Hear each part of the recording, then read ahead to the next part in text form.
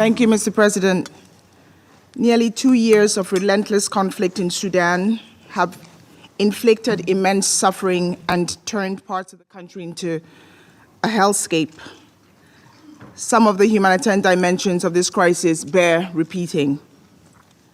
More than 12 million people displaced, including 3.4 million people who have fled across Sudan's borders. More than half of the country, 24.6 million people, experiencing acute hunger. A collapse of health services, millions of traumatized children cut off from formal education, relentless patterns of sexual violence. And in several parts of the country, the already catastrophic situation of civilians has also actually worsened since our last briefing to this council less than 1 month ago. Today, I will focus on the latest alarming developments in North Darfur, including the Zamzam displacement camp in Khartoum and in the south of the country. Mr. President, in North Darfur, 8 months after the Security Council adopted Resolution 2736, civilians remain under attack. Violence in and around the Zamzam displacement camp, estimated to be hosting hundreds of thousands of civilians, and where famine conditions have been confirmed, has further intensified. Satellite imagery confirms the use of heavy weaponry in and around Zamzam in recent weeks, and the destruction of the main market facilities within the camp.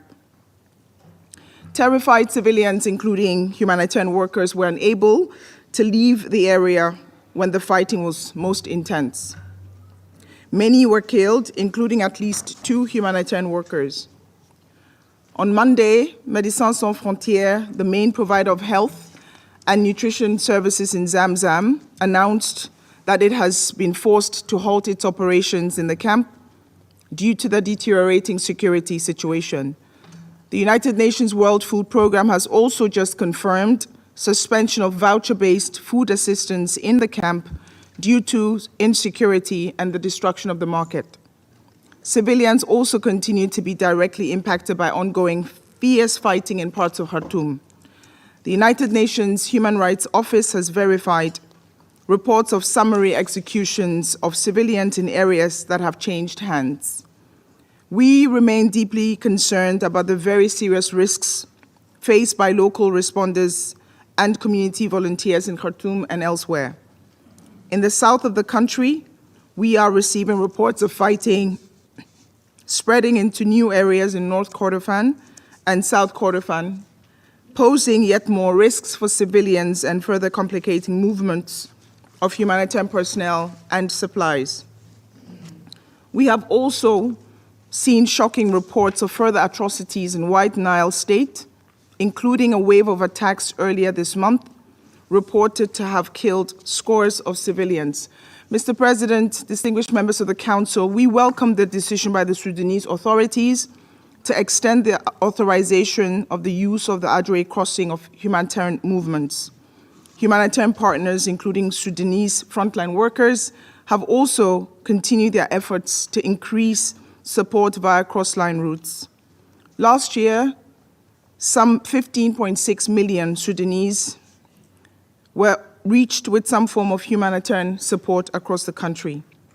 But the reality remains that what is getting through is a fraction of what is required, with insecurity and active hostilities, persistent bureaucratic impediments, and broader interference continuing to undermine our efforts to reach people most in need.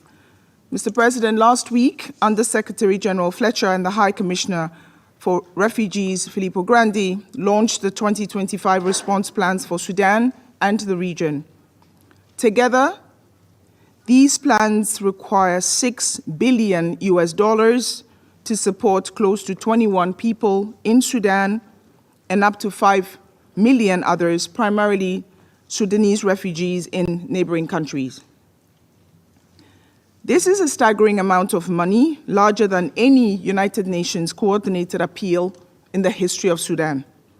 But as USG Fletcher said last week, This is a humanitarian crisis that is unprecedented in its scale and its gravity. And it is a crisis that is increasingly crossing Sudan's borders. The international community, in particular members of the Council, must spare no effort to mitigate this. Mr. President, let me conclude with 3 asks. First, protection of civilians. We call on the Security Council and all member states with influence to take immediate action to ensure all actors comply with international humanitarian law and protect civilians and the infrastructure and services they so much rely on. Civilians in Zamzam camp in North Darfur and elsewhere must be protected, whether they choose to stay or voluntarily move to safer areas. Across the country, attacks directed against civilians and attacks causing disproportionate civilian harm must stop immediately. We urge the Council to take up the recommendations on protection of civilians issued by the Secretary General last October. Second, and equally important under international humanitarian law, access. We need real implementation of the repeated commitments to facilitate and enable unhindered, unfettered humanitarian access to civilians in need. Third, funding. As we have said, the scale of Sudan's needs is unprecedented and requires an equally unprecedented mobilization of international support, including flexible funding. We are grateful to the donors who have already announced financial commitments. We are grateful to the donors for the support they've given us thus far. Mr. President, the people of Sudan deserve better from their leaders and from the international community. We must also do much more to support the communities that have opened their doors to the millions of people who have had to flee, both within Sudan and neighboring countries. Now, more than ever, 2 years on, the people of Sudan need your attention. I thank you. I thank Ms. Wosono for her briefing. I now give the floor to those Council members who wish to make statements. I give the floor to the representative of the United Kingdom. I'd like to start by thanking Ms. Wosono for your sobering briefing. And I'd also like to pay tribute to the humanitarian organisations, including the UN and local actors, who are delivering life-saving services under extremely difficult conditions. And we take note, Ms. Wosono, of the response plan plea. President, nearly 2 years since the start of this war, and once again, I cannot fail to be struck by the reports of death and destruction, more violence, more families ripped apart, more children starving. Last month, my Foreign Secretary visited Ardre and heard firsthand about the suffering faced by women, the suffering of sexual violence, of rape, of hunger, who had fled the conflict. It does not need to be this way. The parties to the conflict can take actions now to end the suffering. And I'd like to highlight 3 priorities. First, we urge the parties to end their military ambitions and focus on creating the conditions for peace, including through full cooperation with UN and African Union mediation efforts. We share the Secretary-General's deep concern at the announcement by the Rapid Support Forces and affiliated civilian actors and armed groups of a political charter that expresses an intention to establish a governing authority in areas of their control. Deepened divisions risk even further destabilization in Sudan and the region. Respect for Sudan's charter rights, its unity, sovereignty, and territorial integrity is vital and will be necessary for a sustainable end to this war. In April, My Foreign Secretary will invite foreign ministers from some 20 states and international organisations to London for discussions focused on supporting a peaceful way forward for the Sudanese people. Second, both parties must facilitate the rapid and unimpeded passage of humanitarian relief to people in need. The decision by the Sudanese armed forces to keep the Adre border crossing open is welcome. But with over 30 million people in humanitarian need, it is simply not enough. We urge the SAF to open Adre permanently and authorise the use of further regional border crossings.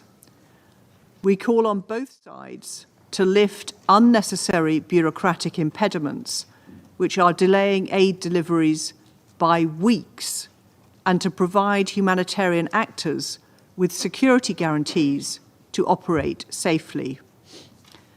Third, we reiterate the Council's calls for rapid support forces to end their siege on El Fasher and cease all attacks on civilians and civilian infrastructure.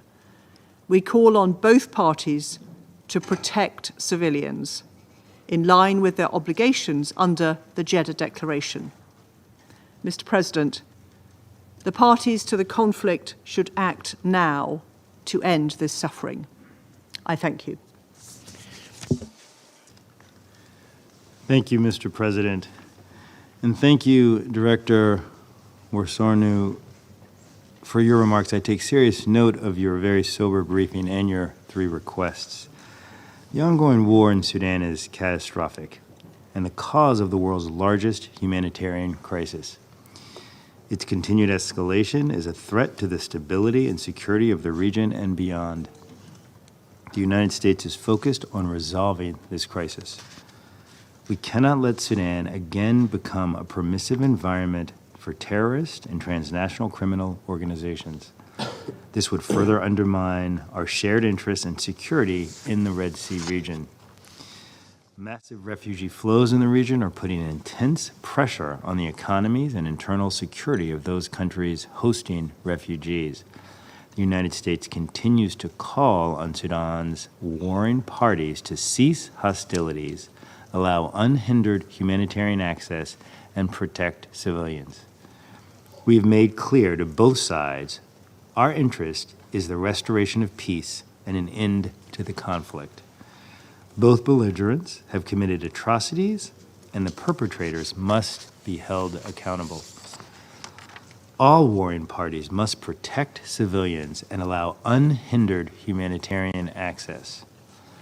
We are gravely concerned with the RSF's ongoing attacks on the Zamzam IDP camp in northern Darfur and reports militias allied with the SAF are using civilians as human shields.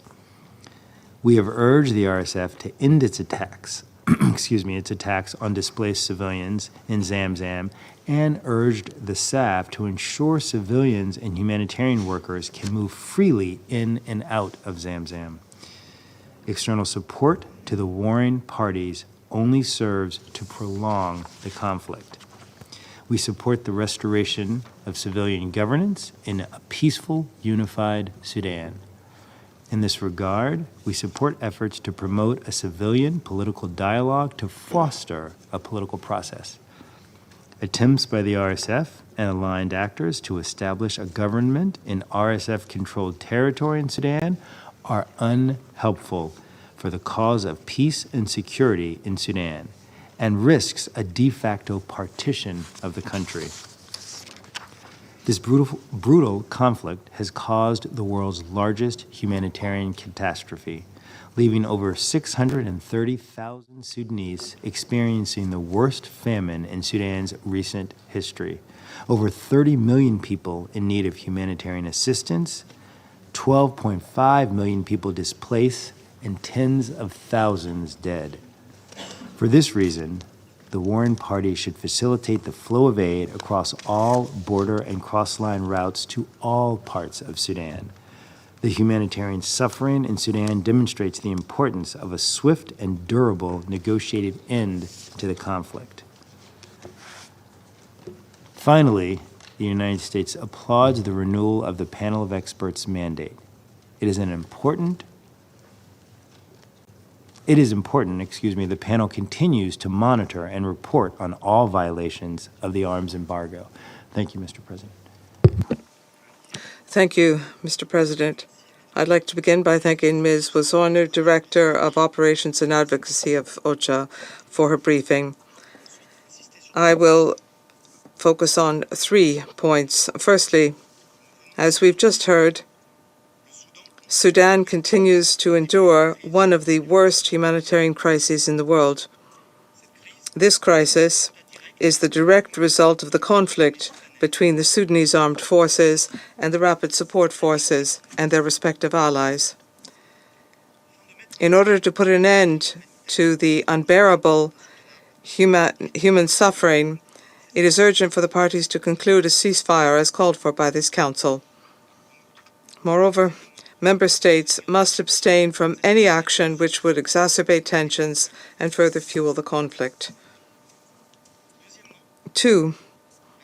France recalls its commitment to the unity and territorial integrity of Sudan. It supports the restoration of a credible political transition and an inclusive transition towards a unique, unified, and civilian-led government. France takes note of the roadmap presented by the Sudanese authorities to restore a political transition at the end of the conflict.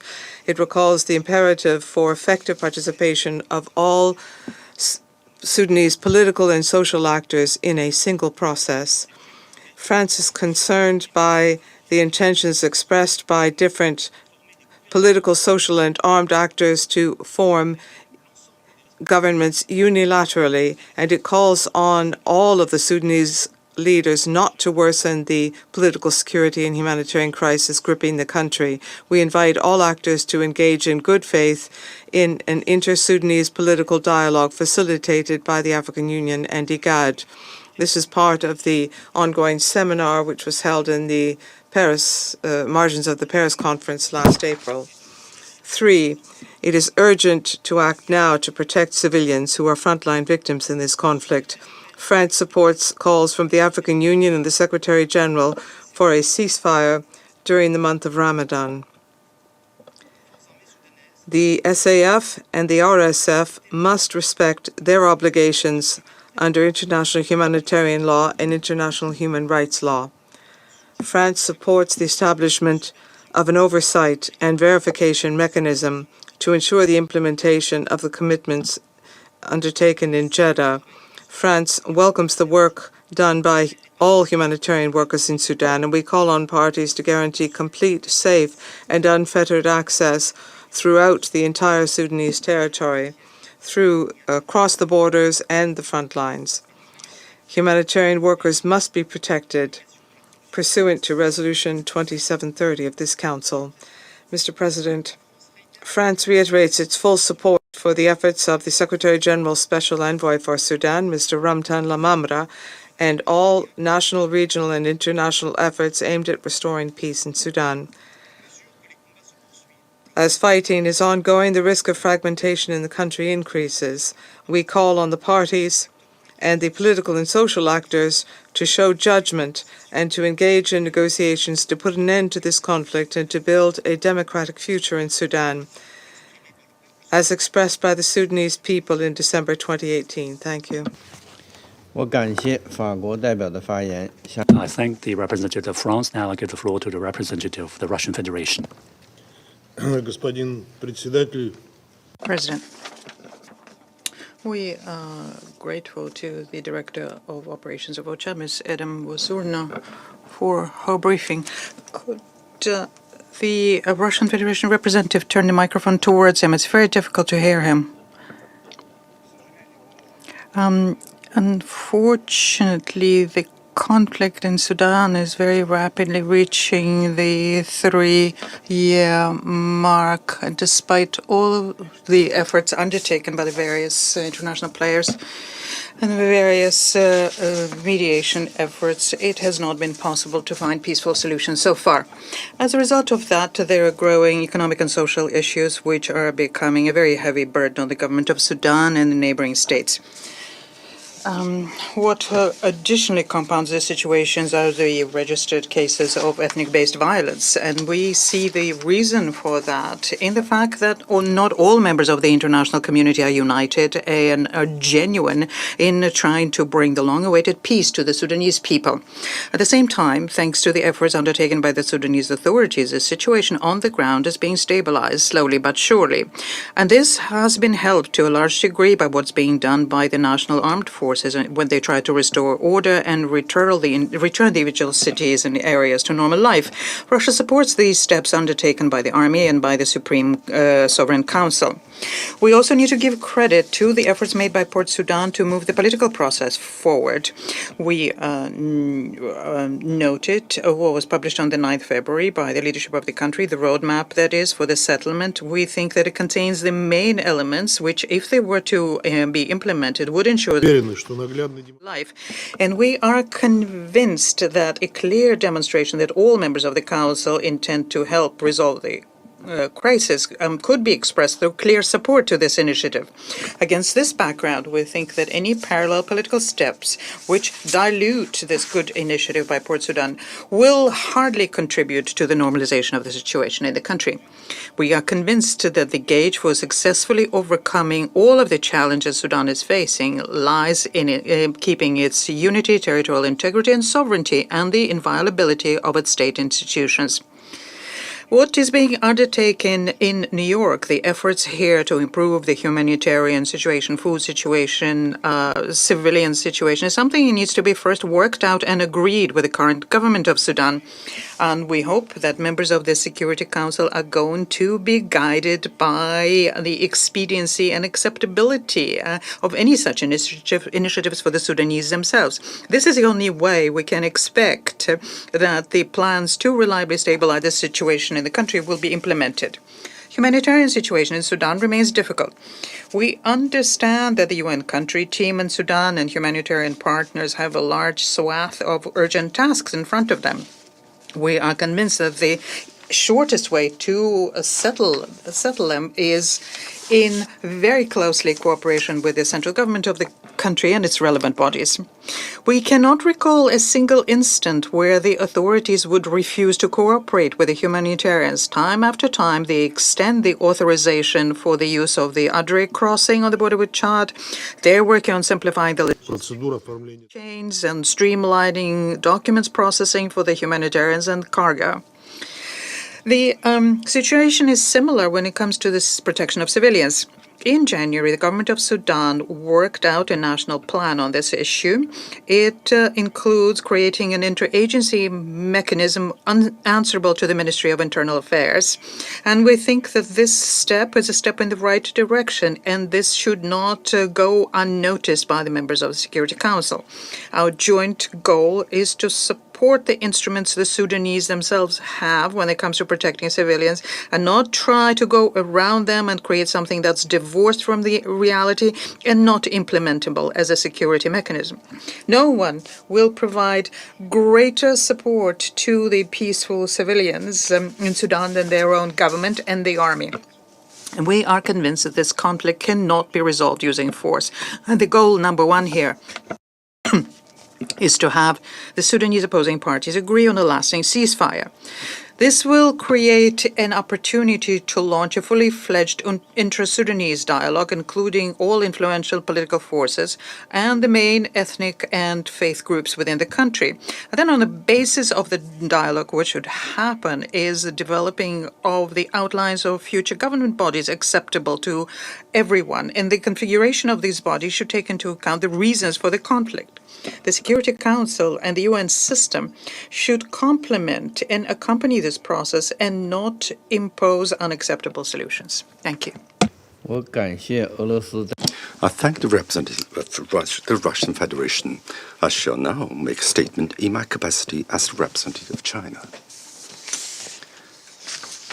I thank Director Wasunu for her briefing, and I welcome the participation of representatives of the Sudan, Angola, Kenya, and Egypt in today's meeting. The conflict in the Sudan has been dragging on for almost 2 years now, and there is still no sign of de-escalation. The conflict has resulted in massive deaths, injuries, and displacement of innocent civilians, as well as the widespread destruction of infrastructure, and more than 30 million people are in need of different forms of humanitarian assistance. In the face of this humanitarian crisis, which is the largest in the world today, I share the deep pain and concern of all my colleagues. China appreciates the humanitarian work carried out by the United Nations agencies and humanitarian workers under extremely dangerous conditions, and welcomes the announcement by the government of Sudan that it will continue to open the artery border crossing point, and that has taken a number of initiatives to facilitate humanitarian access. We support continued close communication and coordination between the United Nations and the government of Sudan in order to enable the humanitarian supplies to reach those in need in a timely and safe manner. The 2025 Sudan Humanitarian Needs and Response Plan and the Sudan Emergency Regional Refugee Response Plans were recently released, and the unprecedented funding requirements once again reflect the severity of the humanitarian crisis in the Sudan. We call on the international community to provide greater targeted support to the Sudan and its neighboring countries to help them improve their humanitarian response capacity and better meet the challenges of conflict spillover, refugee dispersal, frequent outbreaks of infectious diseases, and food insecurity. Since the outbreak of the conflict, China has continued to provide assistance to the Sudan to the best of its ability. On top of donations of food and medical supplies, the latest batch of tents and other relief and resettlement materials was delivered this month. China stands ready to work with the international community to continue to play a constructive role in helping alleviate the humanitarian situation in Sudan and promote the resolution of the conflict. It should be recognized that only cessation of hostilities can fundamentally alleviate the humanitarian crisis. China welcomes the recent submission by the government of Sudan of a national plan for the protection of civilians and calls on the parties to conflict to comply effectively with the requirements of this council resolutions by ceasing hostilities and de-escalating the situation on the ground as soon as possible. China appreciates and supports the shuttle good offices by the Secretary General's personal envoy, Mr. Lamambra. Recently, RSF and some political parties and armed factions declared their intention to establish a parallel government, a move that risks increasing the fragmentation of the Sudan. China reiterates its support for the sovereignty, unity, and the territorial integrity of the Sudan. Colleagues, the Islamic month of Ramadan is around the corner, which should be a time of peace and tranquility for Muslims around the world, including in the Sudan. A year ago, the Council adopted a resolution on ceasefire during the month of Ramadan. China wishes to take this opportunity to reiterate its call on all parties to conflict to lay down their arms, stop the violence, and strengthen their unity, so that the flames of war can be quelled as soon as possible and peace can come at an earlier date. I now resume my function as President of the Council, and I'll give the floor to the representative of the Sudan. Bismillah ar-Rahman ar-Rahim. In the name of God, most compassionate, most merciful, thank you, Mr. President, for your presidency during this month. And we applaud the manner by which you are leading the work of the Council to achieve the aspirations, and we will cooperate with you for this purpose. And we hope that you will provide us with the necessary time to reflect on the developments during the last month as related to most reasons for concern mentioned by the delegations with regard to the political transition, ارتباط السلمي لحل national dialogue, and the efforts to resolve the conflict and humanitarian efforts, and the engagement with the special envoy. And I will be brief as much as I can. I thank Madam Sorno for her briefing. Mr. President, with regards to the voluntary return of displaced persons and refugees, official statistics estimate that 2.1 million returnees have returned until February after the liberation of Jazeera, Sennar, and most of Khartoum and White Nile. And the number is expected to reach 4.8 million by the end of June.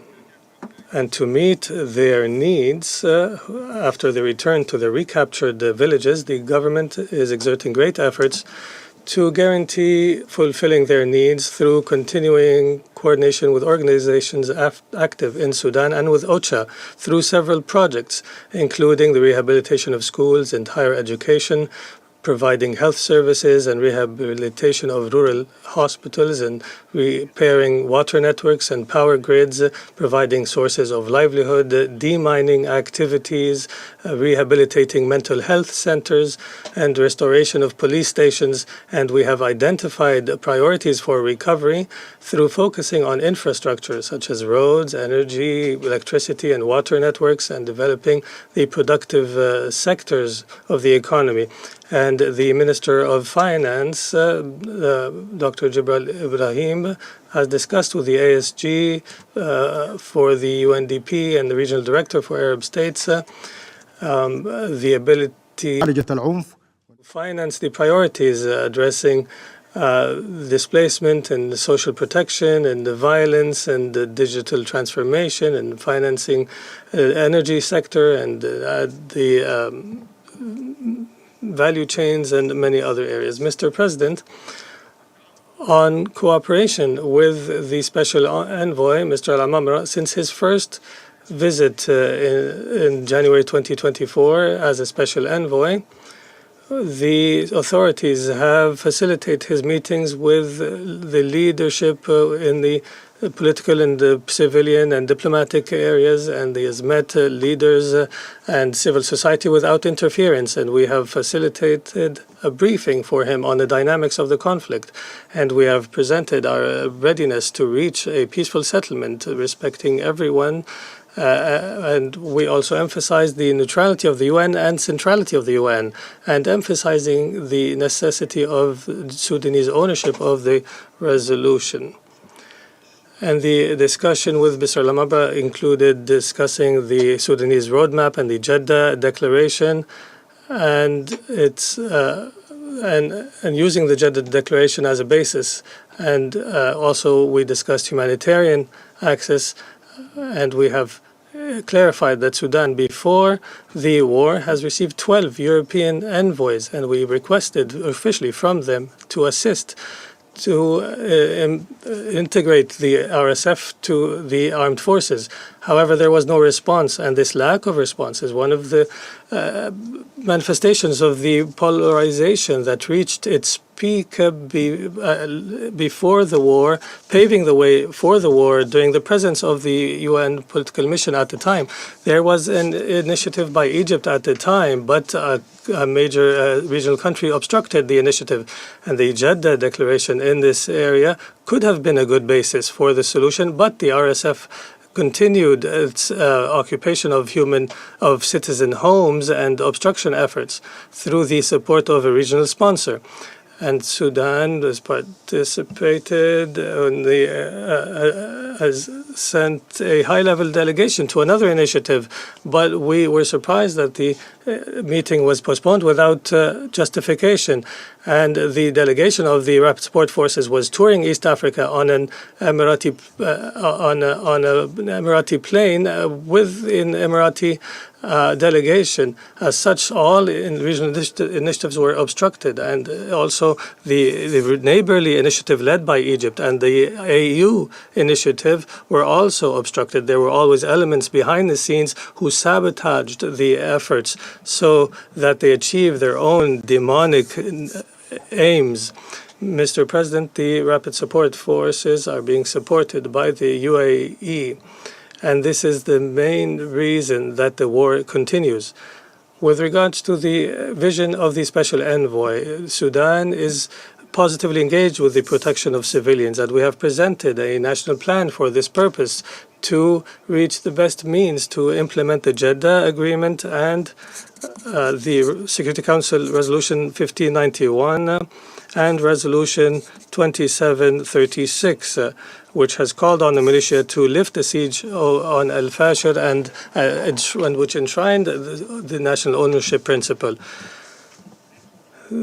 And General Abdel Fattah al-Burhan has engaged positively with UN efforts and with preventive diplomacy led by Mr. Al-Amamra, and that it happened as follows: the commitment of Sudan to facilitate protection of civilians and alleviate the suffering. And we have sent an expert delegation to Geneva in June 2024. And we have committed to the uninterrupted humanitarian access without bureaucratic obstacles, because the war has killed the bureaucracy, and we want the humanitarian system to reach the persons who need it. And we will support humanitarian action while it respects the principles of humanitarian action. And we have designated airports in several areas for air transport of humanitarian assistance. And there is a significant increase from 2 to 9 crossings. And we have also added the Adri crossing, which was renewed for the second time in a row a few days ago. And we have committed to the protection of civilians since the beginning of the aggression. And we have emphasized our commitment to the Jeddah Declaration to protect civilians. And we have also recommitted to international humanitarian law and the rules of engagement to protect civilians. And civilians have been being displaced, fleeing the violence and the atrocities of the RSF. And we have committed to the protection of infrastructure and the continued operation of basic services and communications and health services. All these are operating in the areas under control of the army, but they were destroyed by the militia in the areas they control. And we are committed to the protection of refugees and IDPs and humanitarian workers in Sudan. And we have accepted the SG's offer on a humanitarian pause, which requires agreement with the aggressor, the latest of which was the commitment to the short-term ceasefire on the 20th of May 2023 to implement the Jeddah Declaration, which was extended in May 2023. Some spokespersons of the Rapid Support Militia in the media stated that they have benefited from the ceasefire through reinforcing their capacities and receiving reinforced supplies and equipment from neighboring countries. And for the potential of any more cessation of hostilities to work or pauses, the militia must commit to Security Council Resolution 2736 and end its attacks on al-Fashir, the attacks that have exceeded 190 attacks, including shelling and drone attacks, targeting civilians and health facilities and basic infrastructure. We welcome any practical and implementable humanitarian pause, and any rapprochement must begin from implementing what has already been agreed. Mr. President, the Sudanese armed forces are professional and regular forces, and they are older than 100 years, and they cannot ever be equated to the RSF militia, who are racially motivated.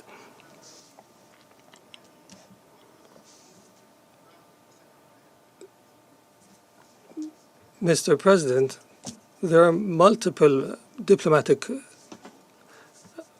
missions in Sudan, and I emphasize here that the government is working to form a civilian and technocratic government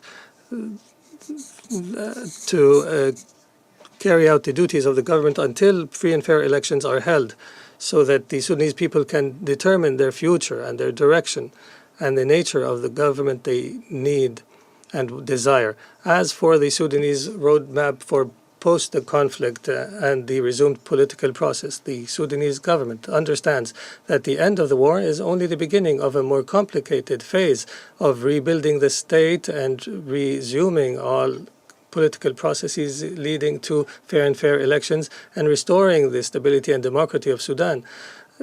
For this reason, and after negotiations and consultations with actors in Sudan, we have developed a clear roadmap that includes multiple main elements, and we ask you to support this roadmap. First, a comprehensive national dialogue without exclusion and welcoming any actor that is patriotic and that prioritizes the interests of the Sudan. Forming independent entities that perform as a caretaking transitional government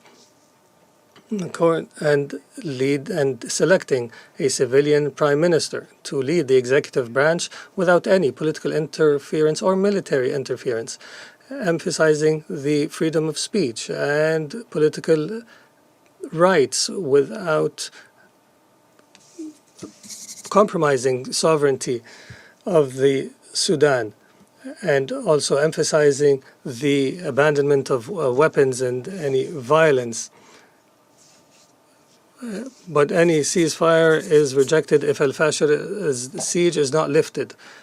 The rebels within any agreement must withdraw from the areas they continue to occupy because they target civilians and deliberately kill them. We call on the United Nations and the envoy to support this roadmap because it's the practical and realistic means to end the crisis. As for the Constitution, we have amended the document of 2019. In areas of legislation, the two official languages have been adopted as Arabic and language, and all languages in Sudan are national languages that enjoy respect and that are a source of pride in Sudan. And the transitional period must not exceed 39 months as per the document. And all crimes must be accountable, and all perpetrators of crimes must be brought to justice. And that the Sovereignty Council will include 11 persons, 6 appointed by the military, 3 by the Juba parties, and the cabinet will be consisting of the ministers and elements, no more than 26 ministers, to be appointed by the Sovereignty Council. As for the National Plan for the Protection of Civilians, we have presented it to your August Council, and we expect you to endorse it. Mr. President, we rely on the UN efforts and its different agencies and international partners and regional partners, and we support their efforts, and we'll engage with them to press on the insurgent terrorist militias to achieve and implement the Jeddah Agreement. We recall that the first paragraph of Jeddah clearly indicates that the priority is to protect civilians at all times, including allowing them to safely pass in order to depart conflict areas. The second paragraph commits the militia to distinguish between civilians and fighters, and target civilian targets and military targets, and to take all precaution necessary to avoid harming civilians, including not using them as human shields. We find it necessary for a more firm position from the international community to press on the militia to commit to these provisions. Also, Mr. President, in an unprecedented violation of the UN Charter and the AU Constitution, the Kenyan President has recognized the parallel government which your Council now has condemned in total, led by the RSF militia, who have performed a racial genocide. Kenya welcomed what they called the political charter from the RSF of the parallel government, which is a step and aims to dismantle the Sudan. The Kenyan position was met with rejection from multiple actors and parties inside Kenya even.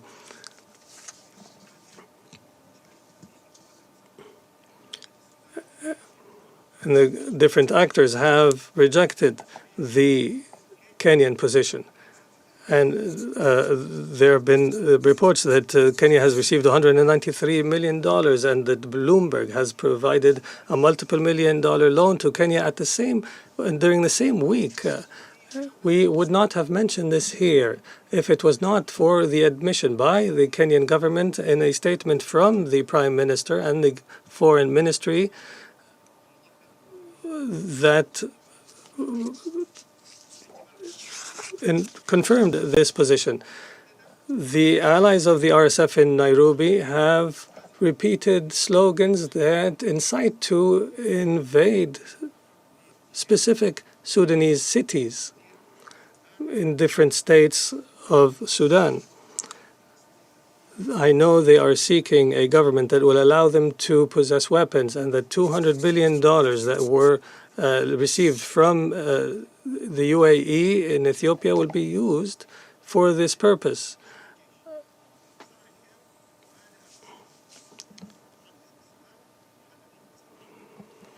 We condemn this position because it contradicts the peace efforts led by the African Union and the positive role of Kenya in the past and the legacy of principles on the resolution of conflicts and the position of the African Peace and Security Council. And also it contradicts the Convention on the Prevention of Genocide.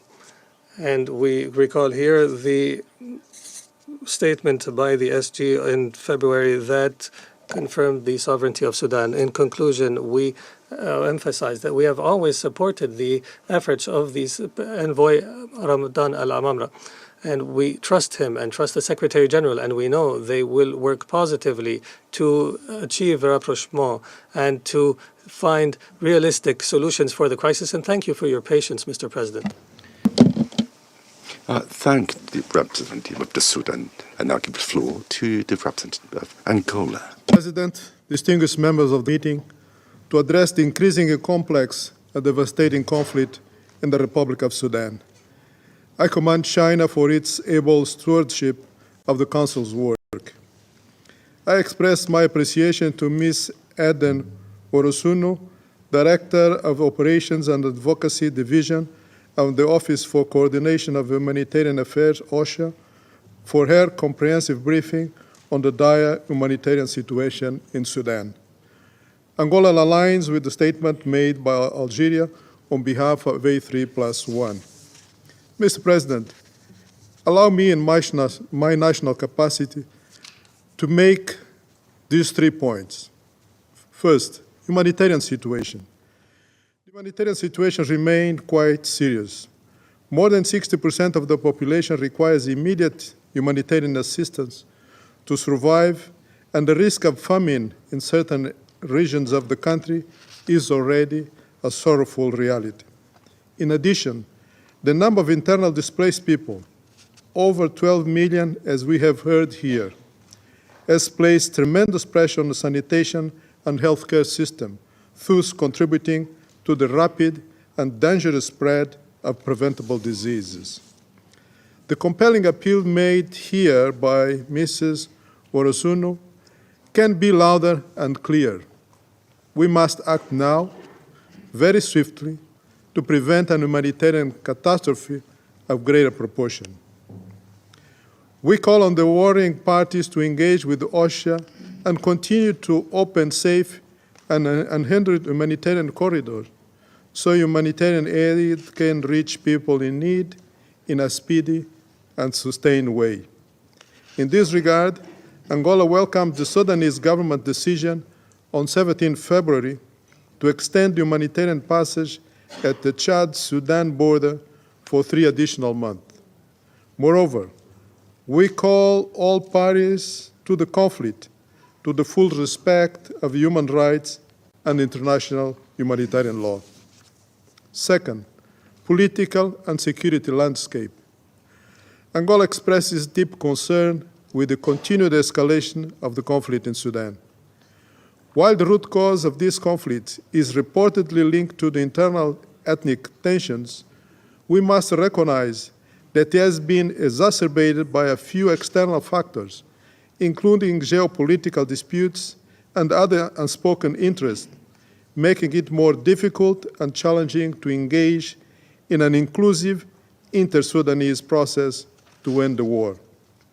The increased intensity of the ongoing fighting has further deepened divisions, undermined efforts for a peaceful settlement of the conflict, and heightened peace and stability risks in the region. Third, international effort to promote a peaceful solution. The Jeddah process facilitated by Saudi Arabia and the US in May 2023 had created an hopeful prospect of bringing peace to Sudan, leading to a ceasefire as an indispensable condition for protection of the civilians and the provisions of humanitarian assistance to the affected populations. When the Peace and Security Council of the African Union met in Addis Ababa, Ethiopia, on 14 February 2025 to discuss the situation in Sudan, His Excellency João Manuel Gonçalves Lourenço, President of the Republic of Angola, called for a renewed, coordinated effort by the African Union, the United Nations, and other concerned international partners to resolve the Sudanese crisis. He believes that it is fundamental to use all possible and necessary diplomatic means of pressure on the warring parties to lead them to agree on an immediate and permanent cessation of hostilities. In this context, Angola commends the African Union's commitment to work with the people of Sudan to end the fighting and put in place a process towards lasting and inclusive peace, democracy, and justice in the country. The work of the African Union high-level panel on the resolution of conflict in Sudan is particularly relevant in this regard. The establishment of the Peace and Security Council ad hoc Presidential Committee on Sudan, chaired by His Excellency Yoweri Kaguta Museveni, President of the Republic of Uganda, of which Angola is a member, and the steps taken for its operationalization is another important strategic diplomatic initiative to facilitate a constructive engagement between the warring parties to find a political solution to this heinous conflict. Mr. President, there is no military solution to the current war in Sudan.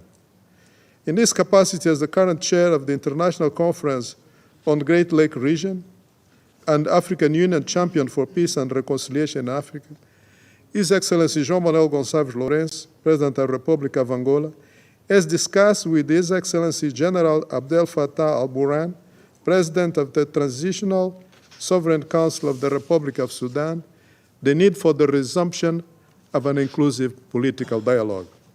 This should be part of a process to address the root cause of the conflict and uphold the aspirations and the welfare of the Sudanese people to achieve peace and national reconciliation.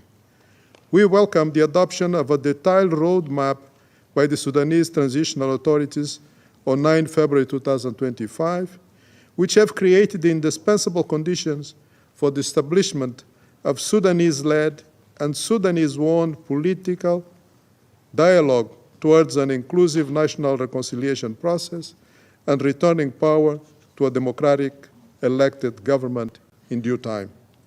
To conclude, Mr. President, allow me to share 3 observations regarding the way forward.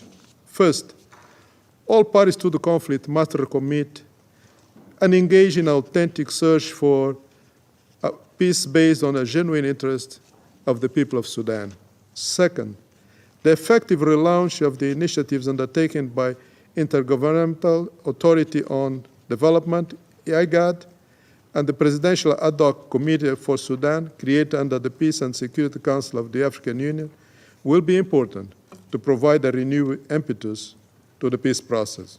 Third, African solutions and African-owned led initiatives must continue to play a leading role to assist the Sudanese people to achieve peace in collaboration with international partners.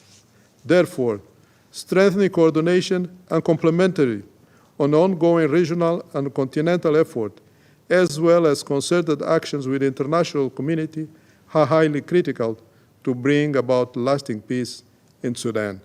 I thank you for your attention. Okay. I thank the representative of Angola. Now I give the floor to the representative of Kenya. Thank you, Mr. President. Mr. President, I congratulate you and the people of the Republic of China once more for your astute leadership of the Security Council this month. We value the input of earlier speakers who have invariably emphasized the need for cooperation and collaboration towards the achievement of lasting peace, security, and stability in the Sudan and across the Horn of Africa. Kenya wishes to add its voice to the calls for a prompt cessation of violence, immediate and unconditional access to humanitarian assistance, and for the warring parties in Sudan to engage in good faith negotiations towards a political solution to the conflict. Kenya has historically been and presently remains a force for good in Eastern Africa and beyond. In this regard, Kenya's commitment to a peaceful and stable Horn of Africa, and indeed to a peaceful and stable Sudan, is unwavering. In Sudan, Kenya has been a consistent proponent of peaceful resolution of conflicts and continuous peace building. Allow me, Mr. President, to recall that Kenya played a central role in hosting and facilitating a protracted peace process leading to the signing of the 2005 Comprehensive Peace Agreement in Nairobi, which ended decades of conflict between Sudan's north and south. Similarly, since 2019, Kenya has remained steadfast in its support for Sudan's democratic transition, advocating for a peaceful resolution to the political and security crisis. Kenya has been deeply involved in engaging with Sudanese political actors across the political spectrum, including through supporting the AU mediation effort that led to the signing of the political agreement and the constitutional declaration on the transitional authority in Khartoum on 17th August 2019, where my country participated at the highest level. Mr. President, within a day of the breaking out of the war in Sudan on 15th of April 2023, President William Ruto mobilized and participated in the first IGAD meeting in an attempt to stop the war immediately. Also consistent with our peacemaking doctrine, President William Ruto offered a safe space for all Sudanese groups and people to convene and evolve modalities of restoring Sudan to the democratic dispensation that had been disrupted by the resignation of the interim civilian administration under Prime Minister Hamdok. Since then, numerous groups of leaders, professionals, civil society, armed groups, trade unions, and others have convened in dialogues of various formations in Kenya. Indeed, several declarations and agreements have been negotiated and signed in Nairobi.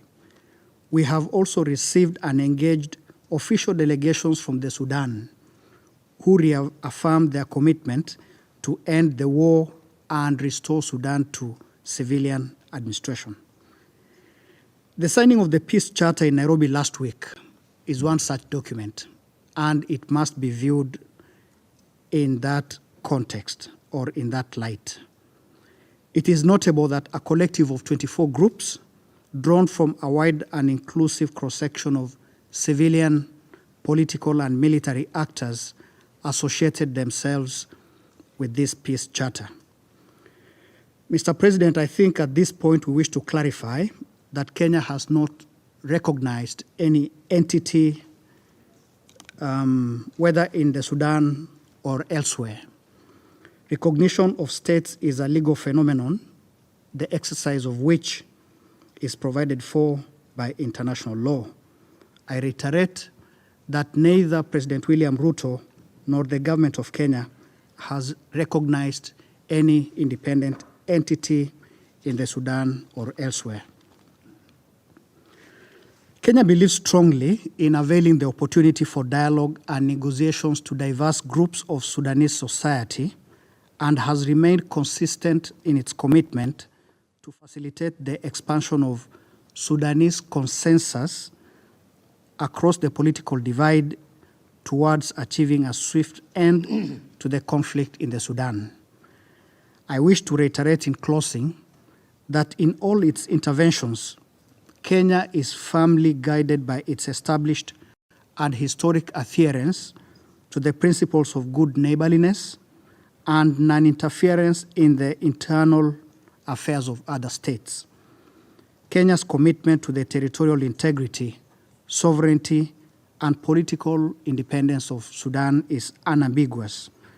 I therefore underscore that Kenya has absolutely no interest in the disintegration of the Sudan, but rather in its transition to peace and prosperity. I thank you. I thank the representative of Kenya, and I give the floor to the representative of Egypt. Thank you very much, Mr. President. Allow me to thank my sister, Eden Sornu, the Director of Operations in OCHA, for the valuable briefing on the latest developments in the Sudan. We reaffirm in our meeting today our full solidarity with the brotherly Sudanese people and our committed work to restoring peace, security, and stability in the Sudan while protecting its resources. Challenges continue to burden our brothers and sisters in the Sudan.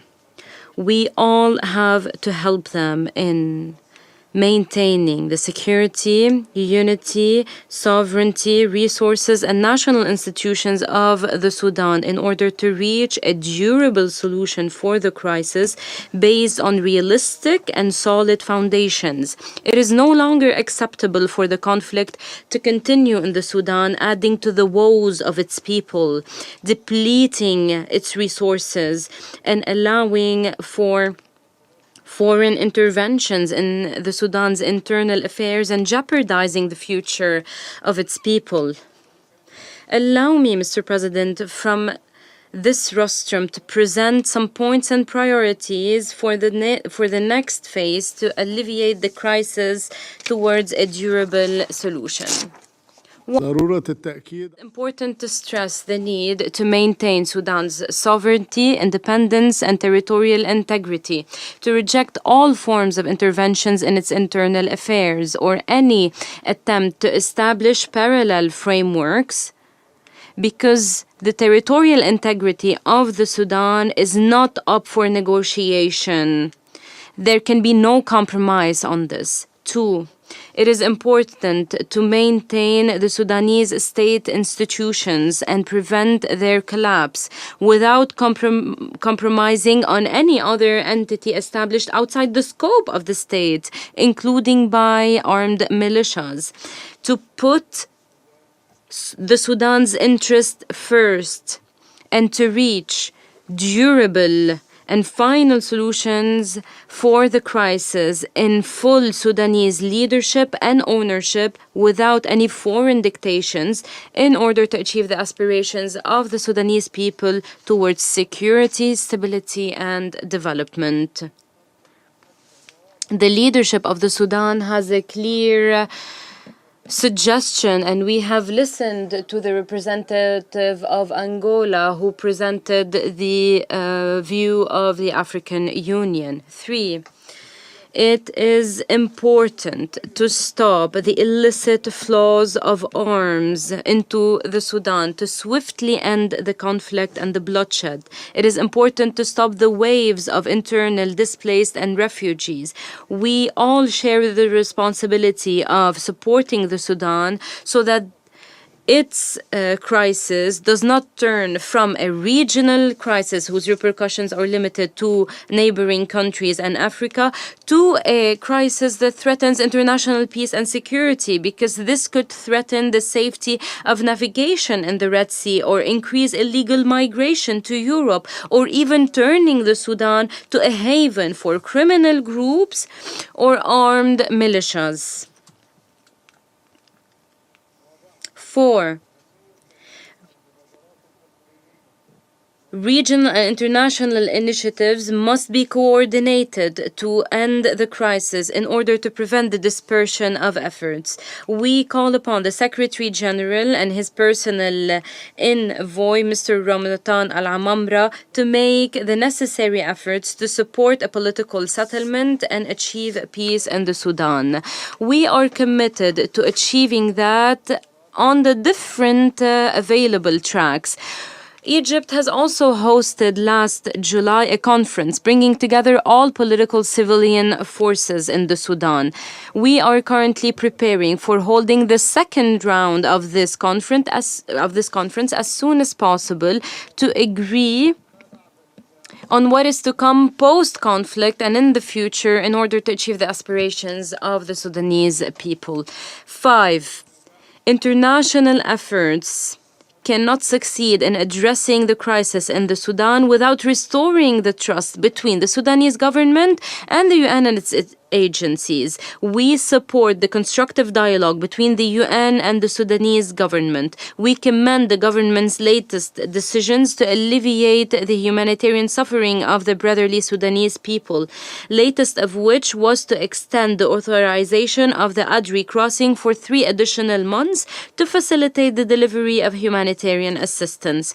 Egypt also calls upon the international community to take advantage of the Sudanese government's decisions to establish humanitarian warehouses in more than one location and allow humanitarian flights and identify entry points for humanitarian assistance in sufficient quantities to meet the needs of the Sudanese people in order to maintain the security of the Sudan, respect its sovereignty, and take into account its legitimate security concerns while preventing the use of such ports to deliver arms to militias and armed groups.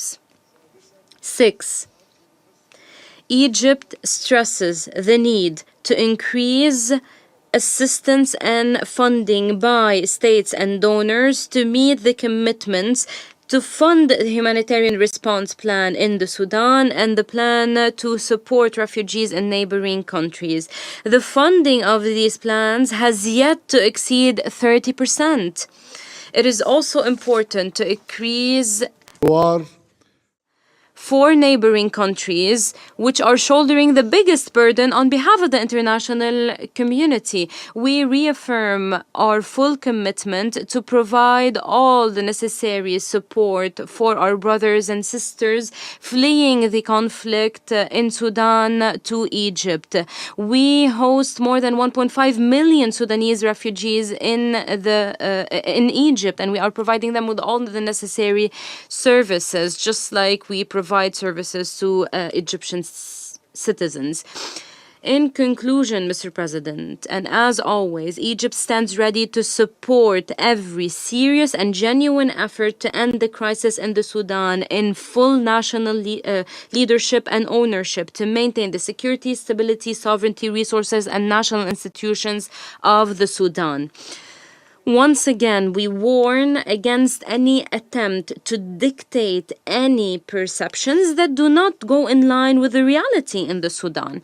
And we stress the need to foreign intervention and put national interest first in the Sudan.